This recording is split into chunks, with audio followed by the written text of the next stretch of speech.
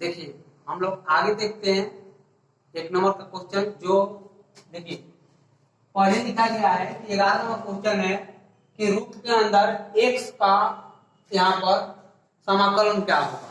तो यहाँ पर d बाई डी एक्स जब भी निकालना होगा तो d बाई डी एक्स निकालने के लिए क्या प्रोसेस होगा। देखिए कि जब भी d बाई डी एक्स लगाइएगा रूट के अंदर x के साथ तो ये हमेशा कितना होगा, रूट का मतलब होता है 1/2 और ये पावर इधर चलाएगा तो क्या हो जाएगा 1/2 और यहाँ पर x का अवकलन जो होता है ये पावर क्या हो जाएगा x और 1 माइनस यहाँ पर 1/2 और -1 हो गया तो क्या होगा 1/2 और ये पावर में क्या हो जाएगा माइनस में 1/2 हो गया।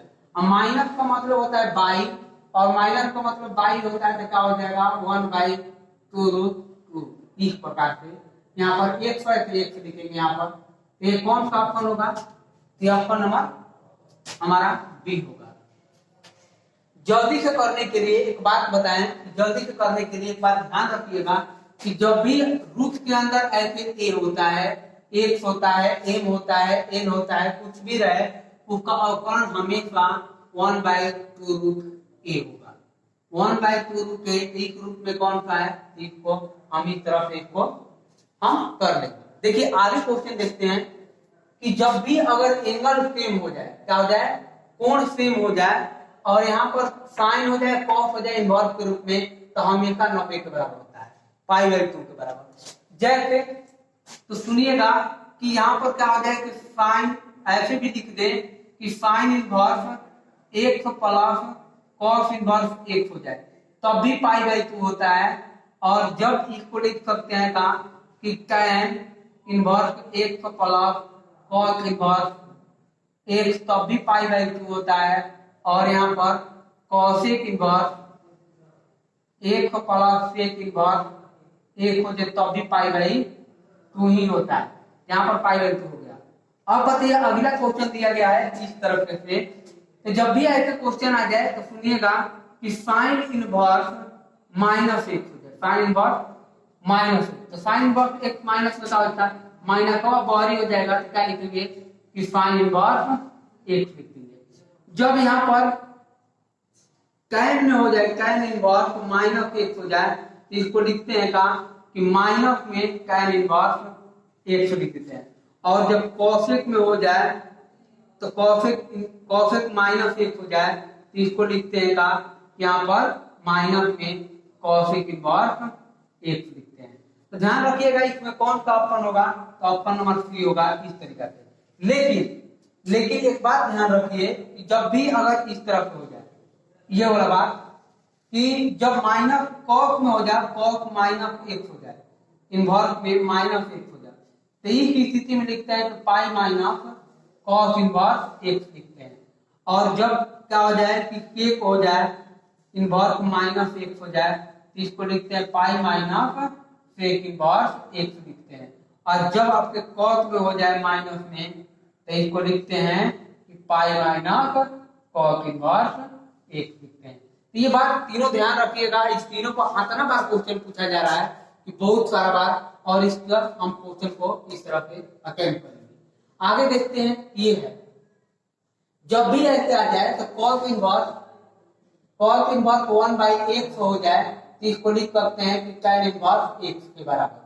tan इनवर्स का लिखेंगे x और जब tan इनवर्स क्या हो जाए 1/x हो जाए तो क्या लिखेंगे cos इनवर्स x लिखेंगे। और जब sin इनवर्स 1/x हो तो इसको लिख सकते हैं cosec इनवर्स x। और जब cosec हो जाए cosec इनवर्स x हो जाए तो क्या लिखते हैं sin इनवर्स x। ऐसे क्या हो जाए 1/x हो जाए। अब बात सुनिएगा, एक होता है cos में cos इनवर्स x हो जाए तो इसको लिख सकते हैं sec इनवर्स 1/x। और sec इनवर्स x हो जाए तो 1/cos इनवर्स x। यहाँ पर क्या हो जाएगा tan x।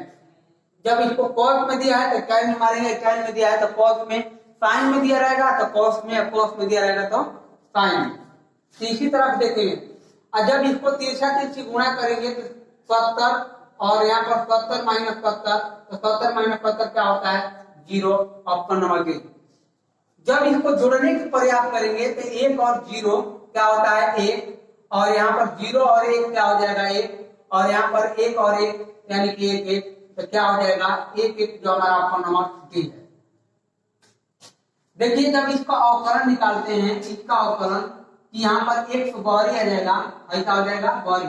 अचर पद के पावर कोई भी हो तो ज्यों कहते हो अचर पद लिखते हैं, अचर पद ज्यों कहते हैं, लेकिन एक से इधर आ जाएगा तो क्या लग जाएगा लॉग लग जाएगा, क्या लग जाएगा लॉग, और लॉग लगेगा तो 5 हो जाएगा, और ये ऑप्शन कौन सा होगा तो डी ऑप्शन। देखिए ये क्वेश्चन है सीधे फॉर्मूला पर।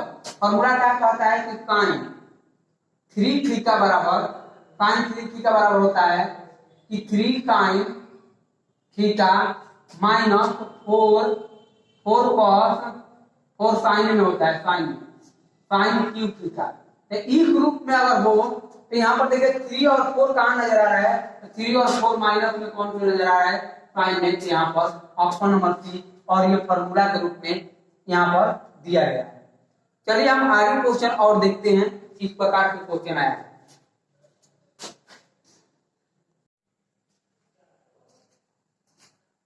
देखिए आगे देखते हैं 17 नंबर क्वेश्चन, और 17 नंबर क्वेश्चन जो है इसमें सारणी का मान ज्ञात करना है। देखिए सारणी का मान कैसे ज्ञात करते हैं, सबसे पहले इसको देखते हैं, एक लेंगे तो 4 7 9 8 16, और इस तरह से करेंगे का कि जब 2 लेंगे तो क्या आ जाएगा 3 4 9 16, और जब इसको क्या करेंगे 4 ले लेंगे तो 4 लेने से क्या आ जाएगा, देखिए 3 7 और 4, इस तरह से करेंगे।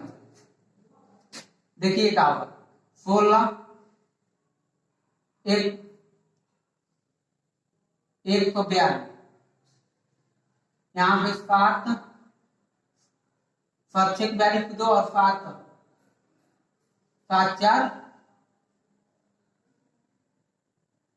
11, और 9 72, इस तरह पे -1 2 तो 2 रहेगा, 16 है यानी कि 48 और 48 9 36, और इस तरह पे क्या करेंगे 38 का 24 और -25 का 28।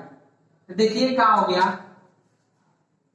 घटाएंगे 0 और यहाँ पर 7 4 40 माइनस, इस तरह से करेंगे तो कितना हो गया 4 8 8 4 12 12 दूनी 24, और यहाँ पर कितना होगा माइनस में यहाँ पर 6 का 24 24, इस तरफ कितना आ गया यहाँ पर 24 दूनी 48, यहाँ पर -8 आ गया, और इस पर नॉन-अपोजिट हो गया।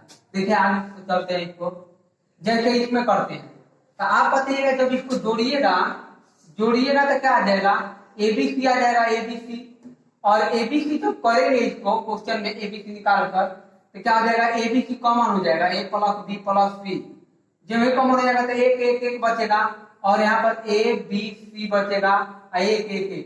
हम बताएं कि सारणी के किसी भी 2 को रो या कॉलम इक्वल हो जाए तो सारणी का मान क्या होता है 0 हो जाता है, क्या होता है 0, हमेशा 0।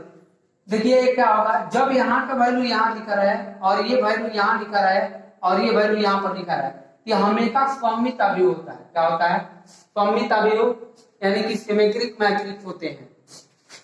देखिए आगे अगर कहते हैं इसका अवकलन कीजिए, अवकलन करने पर क्या आ जाएगा कि d/dx sin 2x d sin तो हो गया 2x गुणे d 2x/dx, तो इसका क्या होगा साइन के cos हो जाएगा, और क्यों कहते हो क्योंकि 2, तो क्या हो जाएगा 2 cos 2x डी ऑप्शन।